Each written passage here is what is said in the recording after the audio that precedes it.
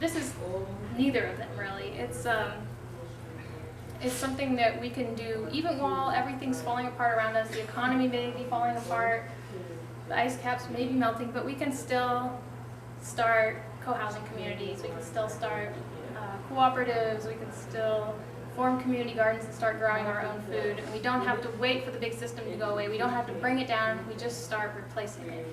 And when we replace it, we're taking our resources out of it, and it slowly will shrink, like go on a diet. And so to me, it feels like the best way to bring down the big gray world. So now I'm going to give you a picture of what a sharing world looks like. And I downloaded this image from Google Earth. It's an awesome image. It is great. It is so interesting. So this is your neighborhood. This is my neighborhood anyways. My house. Everything. Does it really remind you of your house? The grill. It's like that's This is kind of the state in which many of us live, in little boxes. There's a green one, and a pink one, and a blue one, and a yellow one, and they're all made out of ticky-tacky, and they all look the same. And they all do have a grill. 4 grills. Very redundant. Let's see. So yeah, these are 4 neighbors here. As you can see, there's no parking on the block. That's why this person is still going around the block, still looking for parking, because each household has 2.3 cars. Each household, let's see, they have the grill. This person has a lemon tree, this one has a pear tree, this person has a plum tree, and this person every year has to figure out how to eat all those plums, which I do every year, and it's a bad idea, which is why I should have brought a big bucket of plums today, but I forgot. Unfortunately, has no fruit trees. I know, that's sad. And then this one is always looking longingly over here, wanting to use this one's hot tub. And yeah, and the kids, there's a swing set here and a swing set here, and maybe they can hear each other playing over the fences. And this one tries to play tetherball, but the ball kind of bounces off the fence. There's just like no space.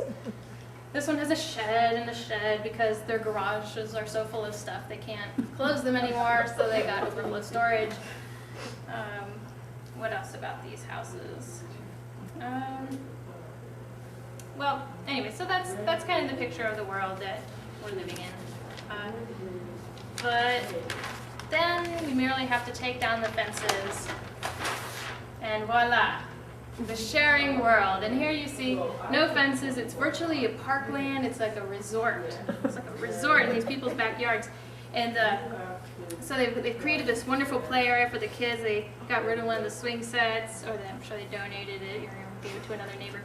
And now this person can eat plums and pears and lemons, and this person's really relieved. They don't have to eat all the plums themselves.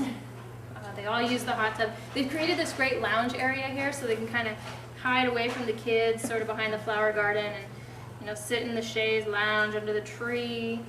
And because they have this common space now, they've gotten down to 2 grills, a gas grill and a charcoal grill, and freed up some space, but they share meals a couple times a week. And so here they have their shared meal area. They've started growing a lot of their food here in the shared vegetable garden and their shared container herb garden over here.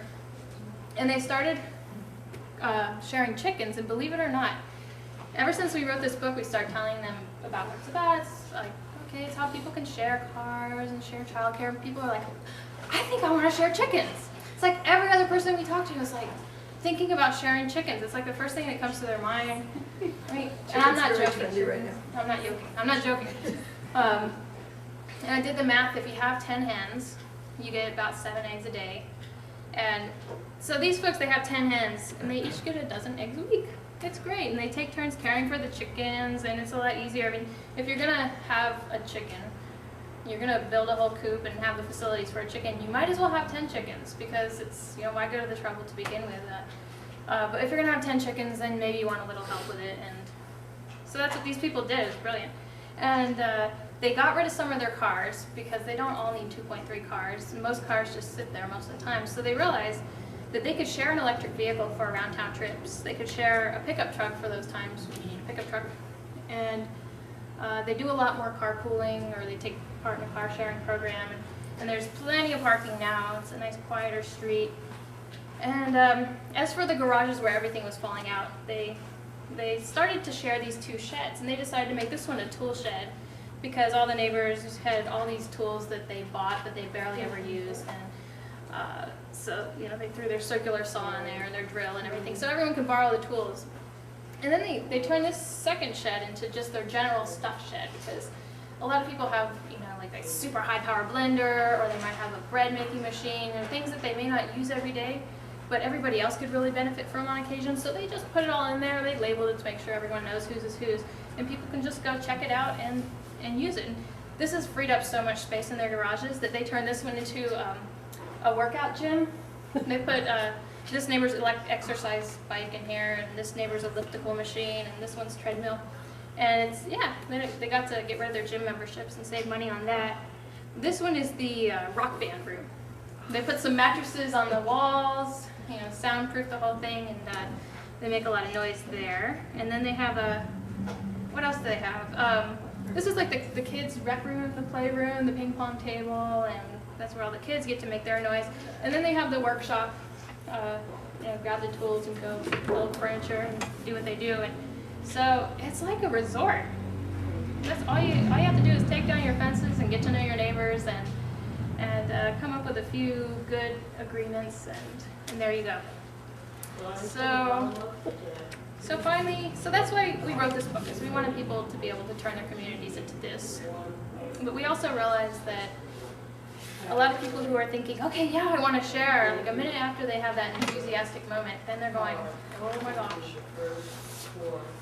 How are we going to share this car? What happens if someone gets into an accident? How are we going to divide responsibilities for it? And how are we going to schedule use of it? And oh my gosh. So we knew that people were thinking that. We heard that people were thinking that. And that's why we wrote the book. And Emily's going to tell you a little bit more about what's in it to help answer these questions. Yeah. There are things that you can start with very little infrastructure.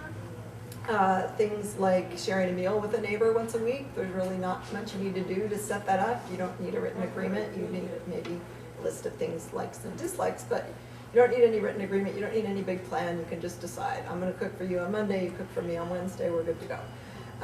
Similarly, sharing meals with a coworker, or starting to trade dog walking with a neighbor, things like that that are just really pretty easy to do. And then there are some things that are a little more labor intensive, but not super difficult. Something like the neighborhood work group that my partner and I are in, where we have 6 households, and each month during the summer we go to one of the households and do house projects, whatever the people in that household want to have done. So there's some setting up. We actually set it up through a Yahoo listserv, neighborhood listserv, which so many communities have now, and it's one of these great ways that technology aids sharing. So there was some setup in terms of who has what tools and who's going to be in what group, and making sure there was some spread of skills in the group so that different projects could get done. But once that was done, the thing just kind of goes on its own, and every month we get together and we do these great projects. We just built it, well, I wasn't there, but there was a fence built this past weekend by the Maxwell Park Neighborhood Work Group. And then we're describing some things that take significant effort, and giving some instructions on how to do it, and some resources, things like setting up a co-housing community, or a child care co-op, a co-op school in your neighborhood. So all those things, so wherever you are on that spectrum, there's certain things that you need to do, and certain infrastructure that you need to set up. And so the other thing we tried to do was give tools to help people get started sharing. In the realm of transportation, of course, there's a lot of exciting stuff going on with car sharing, but there's also this thing called dynamic ride sharing that's just in the testing phases. It's like a software that people are gonna sign up for accounts with it online, and it will be connected to their cell phones. And a lot of cell phones these days have global positioning systems, so it knows where you are, like using the satellites. And so let's say that Emily is going to get up and drive from Oakland to San Francisco one morning, and I'm also in Oakland and I need a ride to San Francisco. I input it into my phone, into this software, and she's going to input the fact that she's going to drive to San Francisco. And this amazing software is somehow going to tell me like when to meet up with her and where, and it just all happens instantaneously. And then her picture is going to pop up on my phone, and mine will pop up on hers. and I'm gonna it'll go, I'm so psyched Janelle wants a ride. and then I'll pay you 10 or however much the cost is, because what it'll do is it'll take from my account half of the mileage expense and deposit it into her account just instantly. And so this could, I mean, we have freeways full of cars, you know, with just one person in the car, and it's just craziness. And like the freeway we drove up on today, it doesn't move very fast, and it just can, you can start consolidating people into you know, 4 people per car or something using this system. It could really revolutionize our transportation system. So I'm excited about these kinds of developments. I just wanted to, and things like that.